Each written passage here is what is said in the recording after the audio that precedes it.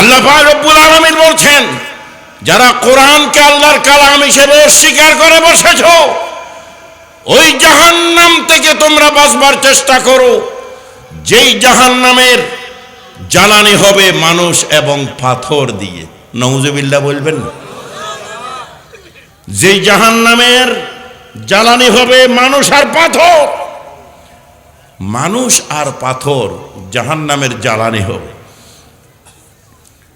আল্লাহর কালামের এই ঘোষণা, আল্লাহ তাআলার এই ঘোষণা পাওয়ার পরে পাথর কান্না শুরু করে দিয়েছে জাহান্নামের ভয়ে। কিন্তু মানব জাতি, মানুষ, আল্লাহর ভয়টা তাদের কাছে আসে নাই। আল্লাহর কোরআন বলছে, আল্লাহ তাআলা যখন ঘোষণা দিলেন জাহান্নামের জ্বালানি হবে মানুষ এবং পাথর, আল্লাহ তাআলার এই আয়াতটি নাযিল হওয়ার পর আল্লাহর কোরআন বলছে পাথর কান্না শুরু করে দিয়েছে। সুবহানাল্লাহ।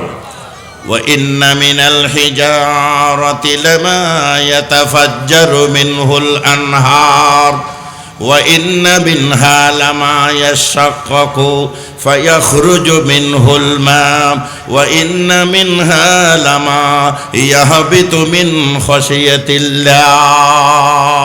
সুবহানাল্লাহ।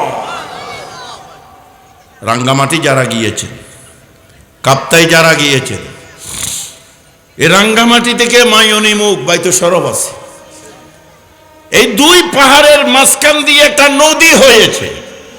এই নদীর পানিগুলো কোত্থেকে আইলো? বঙ্গোপসাগর থেকে না, আটলান্টিক মহাসাগর থেকে না, আরব সাগর থেকে না। আল্লাহ পাক রব্বুল আলামিন বলেন, দুই পাহাড়ের মাঝখান দিয়ে যেই নদী প্রবাহিত হলো, এই নদীর পানিগুলো বঙ্গোপসাগর থেকে, আটলান্টিক মহাসাগর থেকে, আরব সাগর থেকে পানিগুলো আসে নাই।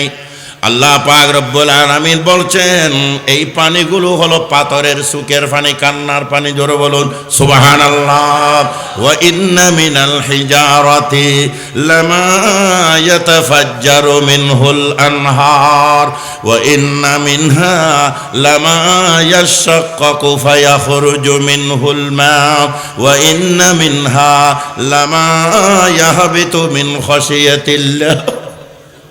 আল্লাহ পাক রব্বুল আলামিন বলছেন, জাহান্নামের আগুনের ভয়ে জাহান্নামের জ্বালানি হবে। এই কথাটি যখন আল্লাহ পাক ঘোষণা দিলেন, ওই পাথরগুলো কান্না শুরু করে দিয়েছে জাহান্নামের ভয়ে। কিন্তু মানুষগুলো, তার চোখ থেকে কোনোদিন পানি আসে না। জোরে বলুন ঠিক কিনা? আপনারা প্রশ্ন করতে পারেন, হুজুর পাথর কিভাবে আবার কান্না করতে পারে? আল্লাহ পাক রব্বুল আলামিন বলছেন, ও দুনিয়ার মানুষ, শুধু ইবাদত শুধু মানুষ করে না, আল্লাহ পাক রব্বুল আলামিনের সমস্ত সৃষ্টিগুলো আল্লাহর ইবাদত করে। জোরে বলুন সুবহানাল্লাহ। ওয়া ইম মিন শাইইন ইল্লা ইউসাব্বিহু বিহামদিহি ওয়ালাকিন লা তাফকাহুনা তাসবিহাহুম। সুবহানাল্লাহ।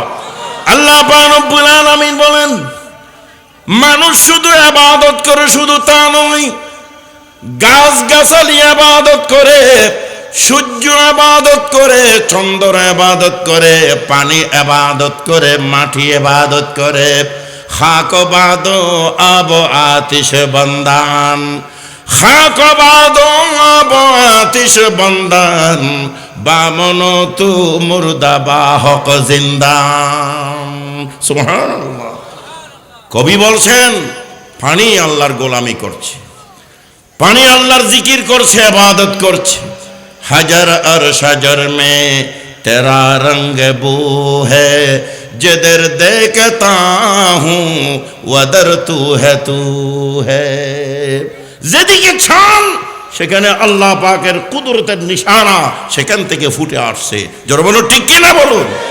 আমার মুরব্বীরা, আমার ভাইয়েরা বলতে চাচ্ছিলাম, আল্লাহ পাক রব্বুল আলামিন বলেন, فإن لم تفعلوا ولن تفعلوا فاتقوا النار التي وقودها الناس والحجارة أعدت للكافرين।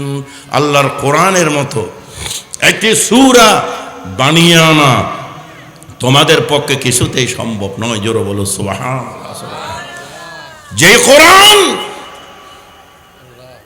যে কোরআনের আওয়াজ শুনলে মানুষের কলিজা ঠান্ডা হয়ে যায়। জোরে বলো সুবহানাল্লাহ।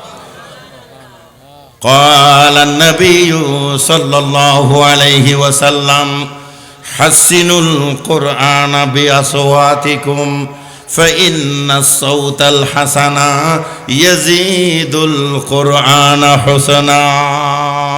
নবী বলছেন, ও আমার উম্মতেরা, তোমার কণ্ঠ দিয়ে তুমি সুন্দর করে কোরআন শরীফ তেলাওয়াত করো, কারণ তোমার কণ্ঠ যত সুন্দর হবে আল্লাহর কোরআনের সৌন্দর্য তত বেড়ে যাবে। জোরে বলুন সুবহানাল্লাহ। নবী করিম সাল্লাল্লাহু আলাইহি ওয়াসাল্লাম বলছেন, ওগো আমার উম্মতের নরনারীরা, কোরআন শরীফ থেকে যদি তুমি তেলাওয়াত করো, প্রতিটি হরফে 10টি করে নেকি আল্লাহ পাক রব্বুল আলামিন দান করবেন। ক্বালান নাবিয়্যু সাল্লাল্লাহু আলাইহি ওয়াসাল্লাম মান ক্বারাআল কুরআনা হারফান ফালাহু 10 হাসানাত। নবী বলছেন, তুমি যদি কোরআন শরীফ তেলাওয়াত করো, এই কোরআন শরীফ তেলাওয়াতের মধ্যে যতগুলো হরফ তুমি ও শব্দ উচ্চারণ করেছো, প্রতিটি হরফে 10টি করে নেকি আল্লাহ পাক রব্বুল আলামিন দান করবেন। জোরে বলুন সুবহানাল্লাহ। মুসলমানদের ঘরে কোরআন আছে, কোরআনের তেলাওয়াত নাই, কোরআন বুঝার চেষ্টাকারী নাই। ঠিক কি না বলো? অন্য ডিস্ট্রিক্টের কথা কি বলবো, আমাদের চট্টগ্রামে আমরা অনেকখানে দেখি, সব না, এই কোরআন শরীফ প্রতিটি মুসলমানের ঘরে আছে, আর মিনার মধ্যে রেখে দিয়েছে। ঠিক কিনা? থাকের মধ্যে রেখে দিয়েছে। বালি পড়তে পড়তে, ময়লা পড়তে পড়তে এক বিগত হয়ে গিয়েছে। এ কোরআন শরীফকে পরিষ্কার করে সুন্দর করে ঘরের মধ্যে রাখা, প্রতিদিন কোরআন শরীফকে তেলাওয়াত করা, এই জাতের আব্দুল্লাহ বর্তমান জমিনে আজকে কমে গিয়েছে। ঠিক কিনা বলো? আমরা ছোট্টবেলায় দেখেছি, প্রতিদিন সকালে ফজরের নামাজের পর মুসলমানদের ঘর থেকে কোরআনের তেলাওয়াত বেরিয়ে আসতো। ঠিক কিনা বলো? আল্লাহ পাক রব্বুল আলামিন বলেন, আল্লাযীনা ইযা যুকিরাল্লাহু ওয়াজিলাত কুলুবুহুম وَإِذَا تُلِيَتْ عَلَيْهِمْ آيَاتُهُ زَادَتْهُمْ إِيمَانًا وَعَلَى رَبِّهِمْ يَتَوَكَّلُونَ। সুবহানাল্লাহ বলুন। আল্লাহ পাক রব্বুল আলামিন বলছেন, বান্দা ওয়াইদা তুলিয়াত আলাইহিম আয়াতুহু যাদাতুহুম ঈমানা। কোরআন শরীফ যখন তেলাওয়াত করবা, আল্লাহ পাক রব্বুল আলামিন বলছেন তোমার ঈমান শক্ত হবে, বেড়ে যাবে। জোরে বলুন সুবহানাল্লাহ। যে কোরআনের তেলাওয়াতের আওয়াজ শুনে ইসলামের দ্বিতীয় খলিফা হযরত ওমর ইবনুল খাত্তাব রাদিয়াল্লাহু তাআলা আনহু মুসলমান হয়েছিলেন, কলিমা পড়ে ইসলাম গ্রহণ করেছেন। সুবহানাল্লাহ। আবু জাহেল আরবের সর্দার ছিল, সর্দারদের সর্দার ছিল। ঠিক কি? আবু জাহেল ঘোষণা দিল, এমন কোন ব্যক্তি কি আছো যেই ব্যক্তি মোহাম্মদ আব্দুল্লাহর পুত্র মোহাম্মদকে জবে করে কল্লাটা আইনা আমারে দিতে পারবা?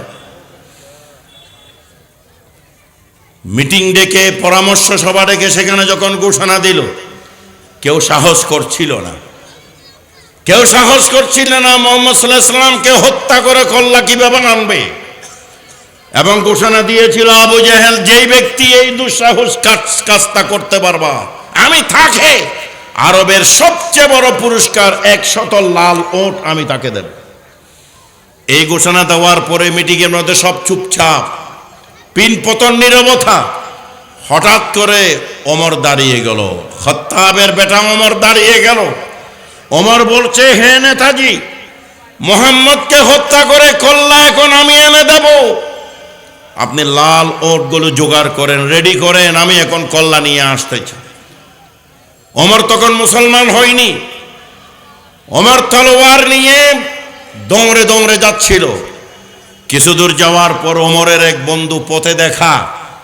বন্ধু বলতেছে, ওমর এভাবে রাগান্বিত অবস্থায় হামকো তুমকো কইরা তুমি কই যাচ্ছ? ওমর বলছে, এখন তোমাকে কোথায় যাচ্ছি জবাব দেওয়ার মতো আমার সময় নেই, আমি একটা ভালো কাজে যাচ্ছি। কি কাজে যাচ্ছ বলো? পরে বলবো, আগে কাজটা করে আসি। বন্ধু বলছে, একটু বলো তুমি কোথায় যাচ্ছ? ওমর বলছে, আব্দুল্লাহর পুত্র মোহাম্মদকে জবা করে কল্লা ইনতাম যাইতেছি, এবং এই কল্লা আমার নেতার হাতে তুলে দিয়ে 100 লাল ওট আমি পুরস্কার নেব। বন্ধু বলতেছে, ওমর মাথা ঠিক আছে? মাথা ঠিক আছে নাকি তোমার মাথায় গ্যাস্ট্রিক হয়েছে? মাথা ঠিক করো। তো কি সমস্যা? তো মোহাম্মদকে কেন হত্যা করবা? আমাদের ধর্মের সব মানুষগুলো মুহাম্মদের দলভুক্ত হয়ে যাচ্ছে, মুসলমান হয়ে যাচ্ছে। আমার নেতা ঘোষণা দিয়েছে, এই মুহূর্তে যদি মুহাম্মদকে যদি আমরা শেষ করে না দিই, আমাদের ধর্মের কাউকে আমরা খুঁজে পাবো না। মুহাম্মদ সাল্লাল্লাহু আলাইহি ওয়াসাল্লাম সবগুলো মানুষকে নিয়ে নেবে, এই জন্য মুহাম্মদকে শেষ করে দিতে হবে। বন্ধু বলতেছে, ওমর মুহাম্মদের ব্যাপারে চিন্তা পরে করিও, আগে তোমার ঘর ঠিক করে আসো। আমার ঘর কি হয়েছে? তোমার বোন এবং তোমার বোনের জামাতা দুজন বহু আগে কলিমা পড়ে মুসলমান হয়ে মুহাম্মদের দলে ঢুকে গিয়েছে। আগে তুমি তাদেরকে সামলাও। ওমরের কথা শুনে রাস্তা পরিবর্তন করে নিল। রাসূল পাক সাল্লাল্লাহু আলাইহি ওয়াসাল্লামের বাড়ির রাস্তা তিনি পরিবর্তন করে বোনের বাড়ির দিকে রওনা হয়ে গেল। অন্যান্য সময় বোনের বাড়িতে গিয়ে ঘরের দরজা খোলা পাইত, ঘরে ঢুকে বোনের সাথে কথাবার্তা বলে হাল পুরসি করে চলে আইত। আজ যখন ওমর গেল, ওমর দেখতেছে ঘরের দরজা বন্ধ, ঘরের ভিতর থেকে কি এর আওয়াজ হচ্ছে। রাসূল পাক সাল্লাল্লাহু আলাইহি ওয়াসাল্লাম হযরত খাব্বাব বিন আরদ রাদিয়াল্লাহু তাআলা আনহু বড় মাপের একজন সাহাবা ছিলেন, যিনি কোরআনের তালিম দিতেন। ওনাকে পাঠালেন, ওমরের বোন এবং বোনের জামাইরে দুজনকে তুমি কোরআনের তালিম দিয়ে কোরআন শিখাও। ঘরের দরজা বন্ধ করে গোপনে গোপনে চুপে চুপে তিনি বোন এবং বোনের জামাইরে দুজনের কোরআন শিখাচ্ছিলেন। ওমর ঘরের বাইরে এসে ঘরের ভিতর কি এর আওয়াজ হচ্ছে এগুলো শোনার জন্য ঘরের দরজার লগে যখন ওমর কানটা লাগিয়ে দেন, ঘরের ভেতর থেকে কোরআনের আওয়াজ ওমরের কানের মধ্যে ঢুকে গিয়েছে। তাহা মা আনজালনা আলাইকাল কুরআনা লিতাশকা ইল্লা তাযকিরাতাল লিমান ইয়াখশা। সুবহানাল্লাহ। এই কোরআনের আওয়াজটা শোনার পর ওমরের চোখ থেকে ঝর ঝর করে পানি পড়তে শুরু করেছে। ওমর তখন চিৎকার দিয়ে বলে উঠল, আমার জীবনে এত মধুর আওয়াজ তো আমি আর কোনোদিন শুনি নাই। ওমর তখন ঘরের বাইরের থেকে চিৎকার শুরু করলো, ইফতাহিল বাব, ঘরের দরজাটা খুলে দাও। বোন এবং বোনের জামাতা দুজন ওমরের কণ্ঠ শুনে থর থর করে কাঁপতে শুরু করলো। হায়রে সর্বনাশ, যেই ওমরের ডরে ঘরের দরজা বন্ধ করে আমরা কোরআন শিখতেছি, সেই ওমর কিভাবে জানলো তো জানি না। এখন ওমর ঢুকে পড়বে, ওমর এসে গিয়েছে। এখন যদি ঘরের দরজা আমরা খুলে দিই, আমাকে মারলে আমাদের উপর জুলুম করলে কোনো চিন্তা নাই, কিন্তু রাসূলের সাহাবা হযরত খাব্বাব বিন আরদ রাদিয়াল্লাহু তাআলা আনহু ওনার গায়ে যদি হাত উঠায়, কিয়ামতের দিন রাসূলকে কিভাবে আমরা চেহারাটা দেখাবো? চিন্তায় পড়ে ওমর কিন্তু নাছোড়। ওমর বারবার আওয়াজ করেছিল, ঘরের দরজা খুলে দাও। বোন এবং বোনের জামাই দুজন চিন্তা করলো, ঘরের দরজা না খুলে তো কোনো উপায় নেই। ওমরের তো গুসা বেশি, রাগ বেশি। তারা দুজন হযরত খাব্বাব বিন আরদ রাদিয়াল্লাহু তাআলা আনহুকে ঘরের এক পাশে শুয়াইয়া গায়ের উপর একটা চাদর ঢেকে দিল, ঘরের দরজা খুলে দিল। খুলে দেওয়ার পর ওমর ঘরের মধ্যে ঢুকে বোনের জামাইয়ের উপর আঘাত করা শুরু করলো। অনেকক্ষণ আঘাত করে রক্তাক্ত করার পর বোন তখন চিৎকার দিয়ে উঠলো, হে আমার বাইরে, অপরাধ যদি করে থাকি উনি তো একা করে না, আমি অপরাধ করেছি। এখন অতক্ষণ পর্যন্ত ওনার উপর মারেছ, এখন আমার উপর আঘাত করো, আমি মেনে নেব। জোরে বলুন সুবহানাল্লাহ। এই কথা বলার পর ওমর বলছেন, আমি এই জন্য তো তোমাদেরকে মারছি না, এতক্ষণ পর্যন্ত তোমরা কি তেলাওয়াত করেছো সেটা একটু আমাকে বলো। ওমরের বোন বলতেছে, এটা আল্লাহর কালাম, কোরআন শরীফ আমরা পড়েছিলাম। ওমর বলতেছে যে কোরআন তোমরা তেলাওয়াত করেছো, আমার জীবনে এত মধুর কণ্ঠ, মধুর আওয়াজ তো আমি আর কোনোদিন শুনি নাই। ওই কোরআন কানি আমার হাতে একটু তুলে দাও, আমি কোরআনকে একটু সিনার মধ্যে লাগাইব। জোরে বলুন সুবহানাল্লাহ। একটু দরুদ শরীফ পড়ুন। সালাতুনিয়া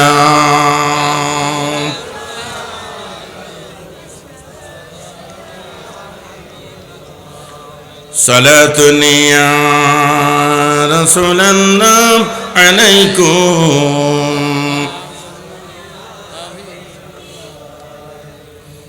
এই কথা বলার পর বোন বলে উঠল, লা ইয়ামাসসুহু ইল্লাল মুতাহহারুন। আমার ভাই ওমরলে পবিত্রতা অর্জন না করলে আল্লাহর কোরআন তুমি ধরতে পারবে না। ওমর তখন চোখের পানি ফেলে দিল, চিৎকার করে বলে উঠল, হে আমার বোন, আমি কিভাবে পবিত্র হবে একটু আমাকে দেখায় দাও, বলে দাও। ওমর, তুমি গোসল করে নাও এবং ওযু করে নাও এবং রাসূল পাকের কাছে গিয়ে তোমাকে কলিমা পড়ে মুসলমান হতে হবে। এভাবে যদি তুমি পবিত্রতা অর্জন করো, আল্লাহর কোরআনকে তুমি স্পর্শ করতে পারবা। জোরে বলুন সুবহানাল্লাহ। ওমর দৌড়ে গেল বাড়ির দিকে, গোসল করে নিল, ওযু করে নিল। ওযু করে গোসল করে বোন এবং বোনের জামাইরে নিয়ে রাসূল পাক সাল্লাল্লাহু আলাইহি ওয়াসাল্লামের বাড়ির দিকে রওনা হয়ে গেল। যেতে যেতে আল্লাহর হাবিবের বাড়ির পাশে পৌঁছলো। পৌঁছার পরে নবীর সামনে কয়েকজন সাহাবা বসা ছিলেন। ওই সাহাবাগণ ওমরের আগমন দেখে থরথর করে কাঁপতে শুরু করেছে। আল্লাহর নবীকে বললেন, ইয়া রাসূলুল্লাহ, ওমর এসে গিয়েছে, হাতে তলোয়ার দেখা যাচ্ছে, আপনি আমাদেরকে অনুমতি দেন, আমরা কয়েকজন দৌড়ে গিয়ে ওমরকে ঝাপটে ধরে যাতে আমরা কোনো গাছের সাথে বেঁধে রাখতে পারি। নবী বলছেন, কেন? সাহাবাগণ বলছেন, ইয়া রাসূলুল্লাহ, ওমর যদি এখন নির্বিঘ্নে আপনার এখানে দরবারে ঢুকে পড়ে তলোয়ার দিয়ে কোনো অঘটন ঘটাতে পারে। নবী বলছেন, ও আমার সাহাবাগণ, ওমরকে নিয়ে তোমাদের কোনো টেনশন করতে হবে না, ওমরকে নিয়ে কোনো চিন্তা করতে হবে না। ওমর এখন কোন নিয়ত করে এসেছে আল্লাহ পাক রব্বুল আলামিন আমি নবীকে জানিয়ে দিয়েছেন। হযরত ওমর রাসূল পাকের সামনে গিয়ে তলোয়ার ফেলে দিয়ে চিৎকার করে বলে উঠল, ইয়া রাসূলুল্লাহ, এই তলোয়ার নিয়ে বের হয়েছিলাম আপনার কল্লা নিয়ে আমার নেতা আবু জেহেলের হাতে তুলে দিয়ে 100 লাল উট আমি পুরস্কার পাওয়ার জন্য। ইয়া রাসূলুল্লাহ, আপনার এখানে এসে আমার বোনের ঘরে এসে আমি যখন কোরআনুল কারীমের তেলাওয়াত শুনতে পেরেছি, ইয়া রাসূলুল্লাহ, ইসলামের তলোয়ার দিয়ে আমি জবে হয়ে গিয়েছি। ইয়া রাসূলুল্লাহ, আমি আর এক মুহূর্তের জন্য বেঈমান থাকব না, কাফের থাকব না। আপনি রহমতের নবী, রহমতের কলিমাটা একটু আমাকে পড়াইয়ে দেন। আশহাদু আল্লা ইলাহা ইল্লাল্লাহু ওয়াহদাহু লা শারীকা লাহু ওয়া আশহাদু আন্না মুহাম্মাদান আবদুহু ওয়া রাসূলুহু। জোরে বলো সুবহানাল্লাহ। আমার মুরব্বিরা কোরআনুল কারীমের তেলাওয়াত শুনে, কোরআনুল কারীমের আওয়াজ শুনে হযরত ওমর ইবনুল খাত্তাব রাদিয়াল্লাহু তাআলা আনহু ইসলাম গ্রহণ করেছিলেন। সেই কোরআনুল কারীমের তাফসীর আজ হচ্ছে, জোরে বলো সুবহানাল্লাহ। চট্টগ্রামের প্যারেড ময়দানে 16 বছর পর্যন্ত কোরআনের তাফসীর করতে দেয় না ফ্যাসিস্ট সরকার, ঠিক কিনা বলো না? এই কোরআনুল কারীমের তাফসীর থেকে চট্টগ্রামবাসীকে বঞ্চিত করেছিল, ঠিক কিনা বলো? সেই কোরআনুল কারীমের তাফসীর জানুয়ারি মাসের 27 তারিখ থেকে শুরু হবে প্যারেড ময়দানে। আলহামদুলিল্লাহ বলবেন না? 27, 28, 29, 30, 31 জানুয়ারি সোমবার থেকে জুমাবার পর্যন্ত ইনশাআল্লাহ এই তাফসীর মাহফিল হবে হবে হবে ইনশাআল্লাহ। আপনাদের সকলকে দাওয়াত দিচ্ছি। আমার মুরব্বিরা, আমার ভাইরা, বলছি আল্লাহ পাক সুবহানাহু ওয়া তাআলা যে কোরআন নাযিল করেছেন, মুহাম্মদুর রাসূলুল্লাহ সাল্লাল্লাহু আলাইহি ওয়াসাল্লামকে যে কোরআন দিয়েছেন, এই কোরআন শুধুমাত্র তেলাওয়াতের জন্য নয়, শুধুমাত্র প্রতিদিন সকালে তেলাওয়াত করে মুছে জুজদানের ভিতর ঢুকে রায় রেখে দেওয়ার জন্য নয়। এই কোরআনকে ব্যক্তি, পরিবার, সমাজ, রাষ্ট্র, অর্থনীতি, রাজনীতি সবগুলোকে কোরআন দিয়ে পরিচালনা করতে হবে, ঠিক কিনা বলে? বাংলাদেশের স্বাধীনতার পর থেকে আমরা দেখেছি সরকারের অধীনে ইসলাম, ইসলামের অধীনে সরকার আমরা পাই না, ঠিক কিনা বলে? সরকারের অধীনে ইসলাম, সরকার যতটুকুন অনুমতি দেয় অতটুকুন আমরা ইসলাম মানতে পারি, পালন করতে পারি, ঠিক কিনা? বাংলাদেশের জমিনে 95% জন মুসলমানের এই অধ্যুষিত এই দেশে শুধুমাত্র আমরা এতদিন পেয়েছিলাম সরকারের অধীনে ইসলাম, এখন আমরা চাচ্ছি আগামী সংসদ হবে ইসলামের অধীনে সরকার, ঠিক কিনা বলো? জোরে বলো, ঠিক কিনা বলো? কোরআন সুন্নাহর অধীনে সরকার পরিচালিত হবে। এই ধরনের একটি সরকারের জন্য আমরা মাঠে ময়দানে কাজ চালিয়ে যাচ্ছি, আলহামদুলিল্লাহ বলো। কোরআন শুধু চুমু দেওয়ার জন্য নয়, কোরআন শুধু মতন পড়ার জন্য নয়, এ কোরআন ব্যক্তি কিভাবে পরিচালনা করব, পরিবার কিভাবে পরিচালনা করব, সমাজ কিভাবে পরিচালনা করব, রাষ্ট্র কিভাবে পরিচালনা করব, পররাষ্ট্রনীতি কিভাবে হতে হবে, স্বরাষ্ট্রনীতি কিভাবে করতে হবে, অর্থনৈতিক সেক্টর কিভাবে পরিচালনা করবে, সব কিছু আল্লাহর কোরআনে আছে, আছে কিনা বলে? মুহাম্মদুর রাসূলুল্লাহ সাল্লাল্লাহু আলাইহি সাল্লাম বলছেন, আমি কোরআন, যে আয়েশা সিদ্দিকা রাদিয়াল্লাহু তাআলা আনহা বলছেন, কানা খুলুকুহুল কোরআন, রাসূলের চরিত্র হচ্ছে 30 পারা কোরআন শরীফ। এমন একজন নবীর উম্মত আমরা হতে পেরেছি যেই নবী সমগ্র মানব জাতির জন্য শিক্ষক হয়ে এসেছেন, জোরে বলো সুবহানাল্লাহ। নবী বলছেন, ইন্নামা বুইসতু মুআল্লিমা, আমি প্রেরিত হয়েছি একজন মুআল্লিম হয়ে, একজন শিক্ষক হয়ে, একজন ওস্তাদ হয়ে। মানব জীবনের ইতিহাসে নখ কাটা থেকে শুরু করে রাষ্ট্র পরিচালনা পর্যন্ত এমন কোন দিক ও বিভাগ বাদ যায়নি যার শিক্ষা আমার রাসূল দেন নাই, সুবহানাল্লাহ। খাওয়া দাওয়া কিভাবে করতে হবে, পরিবার কিভাবে চালাতে হবে, নবী শিক্ষা আছে কিনা? নবী কি বাজারে যান নাই? নবী কি খাওয়া দাওয়া করেন নাই? আরবের কাফিররা প্রশ্ন করেছিল, মালি হাদার রাসূল, মালি হাদার রাসূল ইয়াকুলুত তাআম ওয়া ইয়ামশি ফিল আসওয়াক। আরবের কাফিররা প্রশ্ন করলো, ইনি কিভাবে রাসূল হবেন যিনি ইয়াকুলুত তাআম, যিনি খানা খান, ওয়া ইয়ামশি ফিল আসওয়াক, যিনি বাজারে ঘুরেন, তিনি আবার কিভাবে রাসূল হতে পারেন? আল্লাহ পাক সুবহানাহু ওয়া তাআলা রাসূলকে বলছেন, হে নবী, এর জবাবটা, উত্তরটা আপনি দেন। আল্লাহ পাক রব্বুল আলামিন নবীকে বলেন, কুল লাউ কানা ফিল আরদি মালাইকাতুন ইয়ামশুনা মুতমাইন্নিন লানাজ্জালনা আলাইহিম মিনাস সামাই মালাকার রাসূলা। হে নবী, আপনি বলুন, যদি আসমানের নিচে জমিনের উপর ফেরেশতারা যদি বসবাস করত, ফেরেশতারা যদি খাওয়া দাওয়া করত, ফেরেশতারা যদি বিয়ে শাদী করত, ফেরেশতারা যদি ব্যবসা বাণিজ্য করত, ফেরেশতারা যদি রাজনীতি করত, লানাজ্জালনা আলাইহিম মিনাস সামাই মালাকার রাসূলা, তাহলে আমি জমিনে বসবাসকারী ফেরেশতাদের জন্য আসমান থেকে একজন ফেরেশতা রাসূল পাঠাতাম। জোরে বলো সুবহান। জমিনে কি মানুষ থাকে না, না ফেরেশতা থাকে? যখন কারা থাকে? মানুষ থাকে। আমাদের দেশে এমন কিছু মুসলমান ভাইরা, এমন কিছু আলেম ভাইরা আছে কয় যে নবীকে মানুষ বলা যাবে না। তো নবী মানুষ নন, নবী কি? নবী কি ফেরেশতা? নবী কি জিন? কি বলেন? নবী জিনও নন, নবী ফেরেশতাও নন।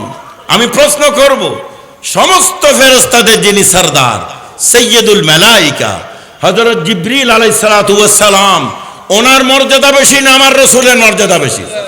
আরো চিৎকার বলুন, কার মর্যাদা বেশি বলুন?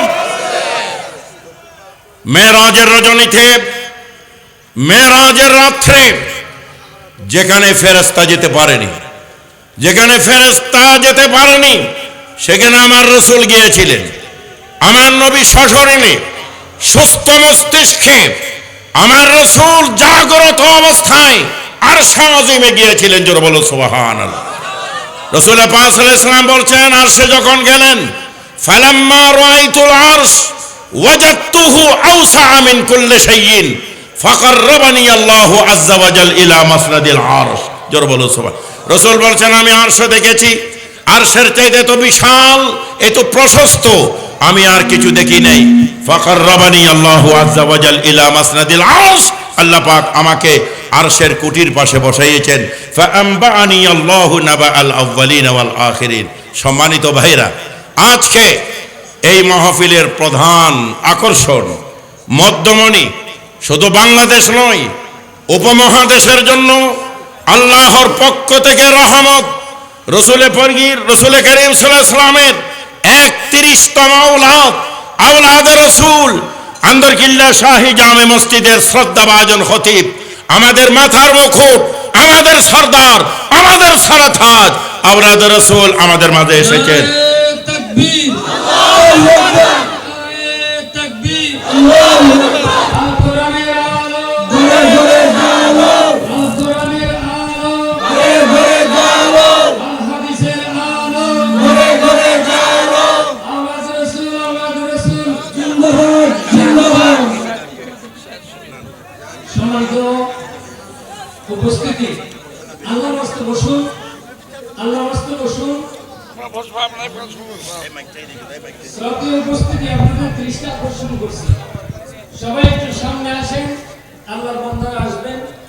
এই জন্য আমি আপনাদেরকে সুন্দরভাবে সুশৃঙ্খল ভাবে বুঝেন তো, একজন আওলাদে রাসূলের সামনে আমাদের কিভাবে আদব রক্ষা করা দরকার, সেই হিসেবে আমি আপনাদেরকে বিনীত অনুরোধ রাখছি। প্যান্ডেলে এসে পড়েন, বাইরে যারা আছেন, একজন আওলাদে রাসূলের চেহারার দিকে তাকালে তো গুনাহ মাফ করবো ভাই। উনি তো শুধু চট্টগ্রাম নয়, এসে মহাদেশের ওই সমস্ত কেরামগণ যাকে শ্রদ্ধা করে ভালোবাসেন, ওনাকে পাওয়া যেখানে মুশকিল, সেখানে আমি গুনাহগার হুজুরের কাছে গিয়েছি। হুজুরের কদমে সালাম দেওয়ার পর হুজুর আলহামদুলিল্লাহ গ্রহণ করেছেন। আমরা হুজুরকে পেয়ে ধন্য। আমি আপনাদেরকে, যারা আপনারা সামনে দাঁড়িয়ে আছেন ওয়ালের পাশে, ভাই আপনাদেরকে বলছি, কথা শুনেন না, হয় এখানে দাঁড়ান, ভিতরে ঢুকেন, নইলে সাফ করেন, পরিষ্কার করেন। এ সুন্দর হচ্ছে না। অনুরোধ করার পর কথা না মানলে তো হয় না ভাই। ভিতরে আসেন, কি করি বললে কথা বুঝে যায়। উপস্থিতি এতক্ষণ পর্যন্ত, এক মিনিট শেষ করি। আসসালামু আলাইকুম ওয়া রাহমাতুল্লাহি ওয়া বারাকাতুহু। সম্মানিত উপস্থিতি, আমাদের মাঝে যিনি তাশরিফ এনেছেন, আমি আবারও বলছি, শুধু চট্টগ্রাম নয়, আমাদের বাংলাদেশের জন্য আল্লাহর পক্ষ থেকে রহমত আমাদেরকে দান করেছে। রাসূল করিম সাল্লাল্লাহু আলাইহি ওয়াসাল্লামের 31তম আওলাদ। আমরা রাসূলকে দেখেনি, রসুলের বংশ রসুলের ঔলাদকে দেখতে পাচ্ছি। নবীর মহব্বত ধারণ করে শ্রদ্ধা সহকারে ভক্তি সহকারে চেহারার দিকে তাকান, আশা করি আল্লাহ আমাদের গুনাহ মাফ করে দেবেন।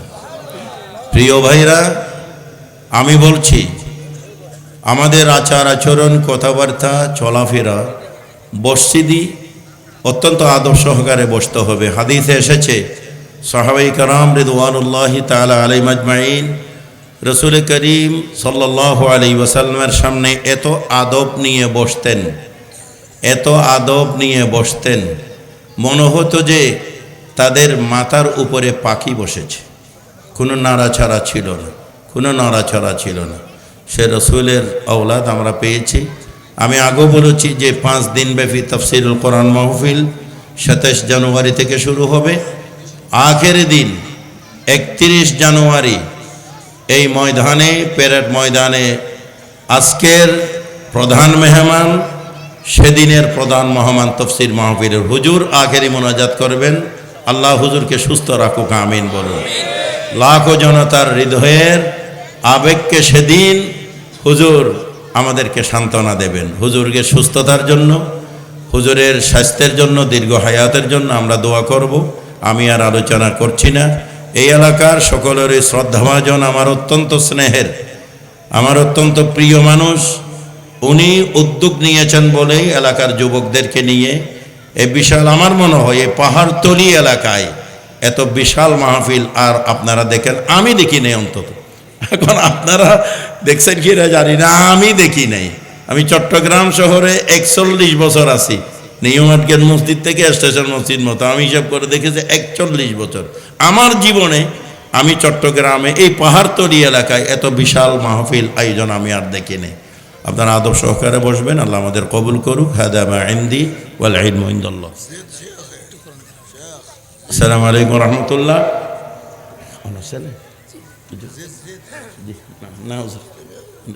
তো এখন আপনাদের সামনে কালামে পাক থেকে তেলাওয়াত করবেন আমাদের এই জন্যপাড়া জামে মসজিদের সম্মানিত ইমাম ও খতিব শ্রদ্ধেয় জনাব আলহাজ মৌলানা ইউনুস সাহেবের সুযোগ্য সন্তান কালামে পাক থেকে তেলাওয়াত করবেন। তেলাওয়াতের পরে আমাদের আজকের মধ্যমণি প্রধান মেহমান হুজুরের